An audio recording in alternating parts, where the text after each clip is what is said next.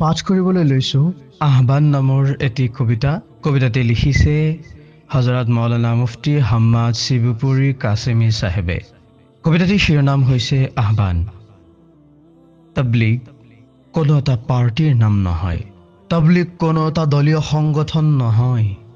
তাবলিগ কোনো ৰাজনৈতিক দলো নহয়। তাবলিগৰ কোনো সভাপতি সম্পাদক নাই।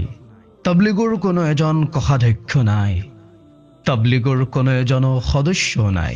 ইছলামক শুদ্ধকৈ জনাৰ নাম তাবলিগ। ইছলামক আনক জনাই দিয়াৰ নাম তাবলিগ। নিজে শিকি আনক শিকাই দিয়াটো তাবলিগ। তাবলিগৰ ৰাহবাৰ আছিল উলামায়ে কেৰাম। তাবলিগৰ পৰিচালনা কৰে উলামায়ে কেৰাম। প্ৰতি গস্তৰ সময়ত থাকে এজন আমিৰ চাহেব, এজনকৈ ৰাহবাৰ মুতাকাল্লিম ও আমিৰ চাহেব।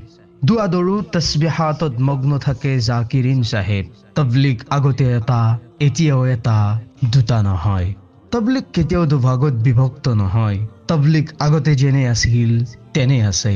তাবলিগৰ নামত কোনোবাই ভুল পথত আছে, তাবলিগৰ নামত কোনোবাই শুদ্ধ পথত আছে।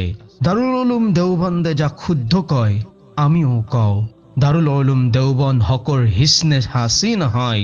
দাৰুল উলুমৰ ফতোয়া সততাৰ নিৰ্ভুল আৰু পৰিচয় হয়। ধন্যবাদ।